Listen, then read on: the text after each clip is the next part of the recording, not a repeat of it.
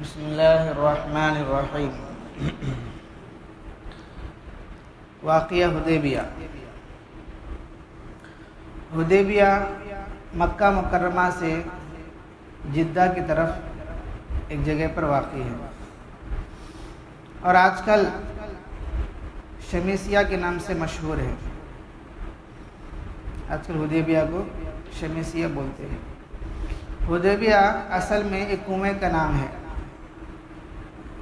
یہی وہ مقام ہے جس کے ساتھ فتح مبین اور بیعت رضوان کی مقدس تاریخ وابستہ ہے، یعنی اس جگہ میں صلح ہوا تھا، فتح مبین ہوا تھا اور بیعت رضوان ہوا تھا، یعنی ایک جھاڑ کے نیچے صحابہ کرام بیعت کرتے ہیں۔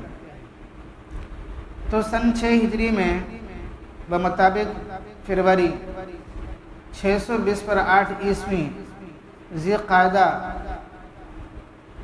ہفتے کے دن وہ وقت سعید تھا، سرکار دو عالم صلی اللہ علیہ وسلم 1400 صحابہ کے ساتھ عمرے کے ارادے سے مکہ معظمہ روانہ ہوئے۔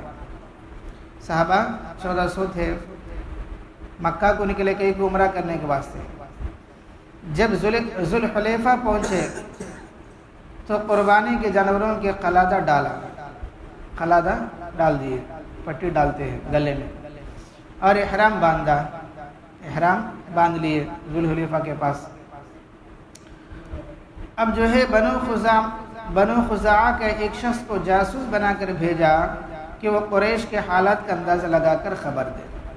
تو صحابہ کرام مکے میں جانے سے پہلے ایک آدمی کو تم جا کر مکے کی حالت معلوم کرو، مکے والے ہمارے بارے میں کیا خیال ہے۔ حضور اقدس صلی اللہ علیہ وسلم جب غدیر اشتات پہنچے تو جاسوس نے آ کر خبر دی کہ قریش کو آپ صلی اللہ علیہ وسلم کی آمد کی اطلاع ہو چکی ہے، اور وہ قبائل کو جمع کر کے مقابلے کی تیاری مصروف ہے۔ ان کا ارادہ یہ ہے کہ آپ کو مکہ مکرمہ میں داخل نہ ہونے دے۔ مکے والوں کو معلوم ہو گیا آپ آتے بول کے، مکے والے پورے لوگ ملک کو آپ کو روکنا کر لیتے ہیں، کیونکہ وہ جاسوس آپ کو خبر دیتا ہے۔ نبی کریم صلی اللہ علیہ وسلم نے صحابہ سے مشورہ فرمایا تو صدیق اکبر رضی اللہ عنہ عرض کی، یا رسول اللہ، ہم تو بیت اللہ کے ارادے سے نکلے، جنگ و قتل کا ہمارا مقصد نہیں ہے، لہذا ہم بیت اللہ کی زیارت کو اپنے مقصد سمجھتے ہوئے ضرور آگے بڑھتے رہیں گے، اور جو جماعت خواہ ہم کو روکنے کی کوشش کرتی ہے ہم ان سے لڑیں گے۔ ٹھیک ہے۔ مشورے کے بعد رسول اللہ صلی اللہ علیہ وسلم نے ارشاد فرمایا، اب خدا کا نام لے کر بڑھو، آگے چلو۔ تو اب صحابہ کرام بیت اللہ کو دیکھنے کے لیے اور بیت اللہ کی زیارت کی خوشی میں مکہ کی جانب قدم آگے بڑھائے تو حضور نے فرمایا، خالد بن ولید ابھی تک مسلمان ہوئے نہیں ہے، تو خالد بن ولید فوج کا دستہ لے کے ایک جگہ ہمارے واسطے ہے، کھڑکو ہے، ہمیں واقع آئے تو ہم پر حملہ کرنے واسطے انہوں تیار ہے خالد بن ولید۔ تو ہم ایسا کرتے ہیں کہ ان کو معلوم نہیں سرکار، دوسری طرف سے ایک دم ان کے سامنے ہو جائیں گے، سامنے ہونے سے ایک دم خالد بن ولید گھبرائے گا اور ہم سے مقابلے کے واسطے اس کی ہمت بھی نہیں ہوتی، کیونکہ صحابہ سے مشورہ کر کے پھر دوسرے راستے سے جو ہے چلتے خالد بن ولید رضی اللہ عنہ کے سامنے آ جاتے ہیں، وہ فوج کے سامنے آتے ہیں۔ تو جب مسلمان اچانک خالد بن ولید کے دستے فوج کے سامنے آ گئے تو اپنی گھات کو ناکام دیکھ کر خالد گھبرائے گئے، دستہ فوج لے کر تیزی کے ساتھ مشرکین مکہ کے پاس پہنچے اور ان کو مسلمانوں کی آمد کی مطلع کیا۔ اب خالد بن ولید کو ہمت ہوا نہیں لڑنے کا، انہوں کیا کر اپنی جماعت کو لے کر مکہ پہنچے اور بولے کہ صحابہ مسلمان آگے بڑھ رہے ہیں، ان کو خبر دیے۔ نبی کریم صلی اللہ علیہ وسلم جب اس ٹیلے پر پہنچے، اس کے بعد وادی میں اتر کر مکہ پہنچنا تھا۔ اب ایک وادی کا لویا ہے، وہ لوہے میں اتر کر اب مکہ جانا باقی ہے۔ وہ لوہے میں اترے تو اچانک آپ صلی اللہ علیہ وسلم کی اونٹنی قصوہ بیٹھ گئی۔ صحابہ نے یہ دیکھ کر اس کو چوکے دیے اٹھانے واسطے، بھٹکایا اور کوشش کی کسی طرح وہ اٹھ کر کھڑی ہو، مگر وہ نہ اٹھی، اٹھنا نہیں، لوگ بار بار حل حل کہہ کر تھک گئے اٹھانے کے واسطے حل حل۔ تو صحابہ نے کہنے لگا قصوہ نافرمان ہو گئی۔ کیا بولے؟ قصوہ نافرمان ہو گئی۔ نبی کریم صلی اللہ علیہ وسلم نے یہ سنا تو فرمایا قصوہ ہرگز نافرمان نہیں ہوئی اور نہ اس کی عادت ہے، بلکہ اس کو خدا نے روک دیا جس نے ہاتھی والوں کو روک دیا تھا۔ یعنی قریش مکہ کی بےہودگی جنگی ذہنیت کی وجہ سے چونکہ جنگ کی صورتحال پیدا ہو گئی، کیونکہ وہ لوگ سب بھی لڑنے کے واسطے تیاری کر رہے ہیں، ادھر صحابہ بھی کیا ہے بیت اللہ کے واسطے نکلے، لڑنے کی صورت پیدا ہوگی، اس واسطے اللہ نے اونٹنی کو حکم دیا کہ تو بیٹھ جا بس۔ اس لیے خدا کی مرضی ہے کہ ہم اس وقت تک آگے نہیں بڑھے جب تک کہ کعبہ کی حرمت کا عہد نہ کر لے۔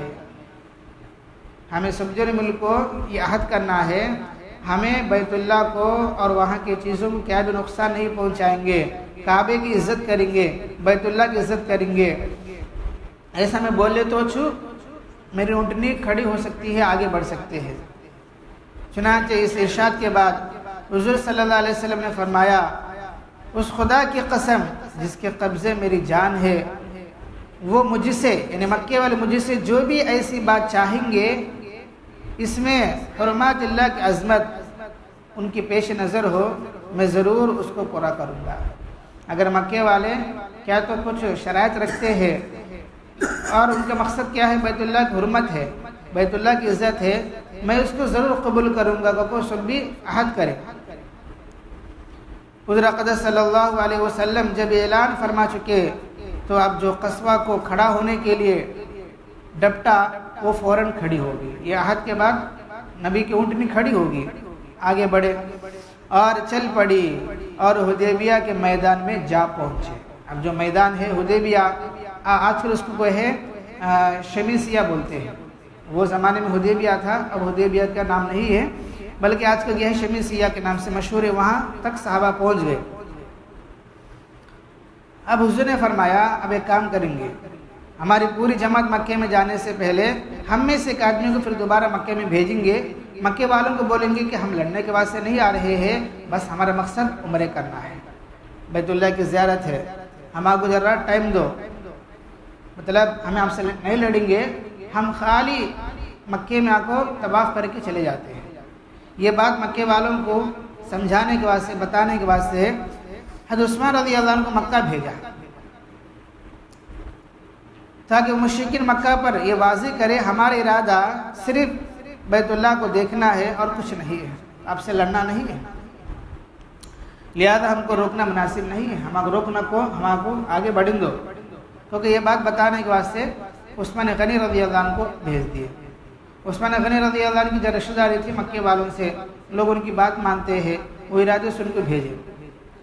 حضرت عثمان غنی رضی اللہ عنہ جب مکے میں داخل ہوئے تو بڑا کون ابو سفیان تھا، ابو سفیان وغیرہ سے مل کر گفتگو کی بات چیت کی، انہوں نے بات نہیں سنا، تمہیں کوس ارادے سے تو بھی ہو مکے میں آئی جانی، تم واپس چلے جاؤ، کو بول دیے اور کہنے لگے اگر تم چاہتے ہو تو تنہا طواف بیت اللہ کر کے چلے جاؤ، اور محمد صلی اللہ علیہ وسلم کے ساتھیوں کو ہرگز ہم مکے میں داخل ہونے نہیں دیں گے، اگر تمہیں کر لینا ہے تمہارا کر لو، تمہارا نبی اور تمہارے جو ساتھیہ ہیں ان کا مکے میں داخل ہونے نہیں دیتے۔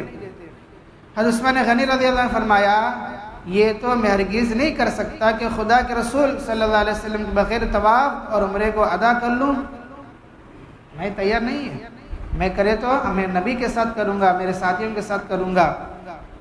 قریش نے جب حضرت عثمان غنی رضی اللہ عنہ کی اصرار دیکھا، ضد دیکھا، تو ان کو واپس جانے سے روک لیا، واپس جانے سے تم یہاں چلو بول کے روک لیے، کون؟ مکے والے۔ ادھر جو ہے صحابہ کو معلوم ہوا کہ عثمان غنی رضی اللہ عنہ کو مکے والوں نے شہید کر دیا، قتل کر دیا، لیکن اصل ہوا کیا ہے، مکے والے روک لیے، بندش کر لیے، ان کو اپنے پاس رکھ لیے، لیکن وہ بات صحابہ کو کیسے معلوم ہوا کہ قتل کرے؟ سمجھ آ رہے ہوئے؟ اب آگے کیا ہوتا ہے انشاءاللہ صحابہ کی تعلیم بات آئے گی، اس لیے کہ مطلب ایک قاصد کو اگر روانہ کرتے ہیں، کیونکہ ایک قاصد ہے، خبر معلوم کرنے کے واسطے آئے تو قاصد کو قتل کرنا یہ بہت بڑی غلطی ہے، کوئی قبول کرتا نہیں ہے، کیونکہ وہ پیغام سنانے کے واسطے آئے. اب اس کو قتل کرنے مطلب یہ ہے کہ ہمیں جنگ کے واسطے تیاری، تم آ جاؤ، یہ مطلب ہوتا ہے. جب وہ خبر صحابہ کو معلوم ہوا تو صحابہ جو پھر کیا کرے، کیا حالت پیش آئے، اس کے بعد جنگ ہوا نہیں ہوا، پھر کیا ہوا، انشاءاللہ کی تعلیم بات آتی رہے گی. خلاصہ کلام یہ ہے، صحابہ کرام دین کے واسطے بڑی قربانی دیے، اپنے جان کو، اپنے مال کو اللہ کے واسطے قربان کر دیے، بڑا مجاہدہ کرے، مشقت اٹھائے، بھوک پیاس کو برداشت کرے، تب جا کر دین یہاں تک پہنچا ہے. اب ہماری ذمہ داری کیا ہے، اس دین پر عمل کرتے ہوئے ہمیں بھی دین کی محنت کرنا ہے. سب کریں انشاءاللہ بھائی. الحمدللہ رب العالمین، اللہم انت السلام و منک السلام، تبارک یا ذا الجلال والاکرام. رب اعنی علی ذکرک و شکرک و حسن عبادتک. لا الہ الا اللہ وحدہ لا شریک لہ، لہ الملک و لہ الحمد وهو علی کل شیء قدیر. اللہم لا مانع لما اعطیت ولا معطی لما منعت ولا ينفع ذا الجد منک الجد. اصبحنا واصبح الملك لله رب العالمين. سبحان ربك رب العزة عما يصفون وسلام على المرسلين والحمد لله رب العالمين.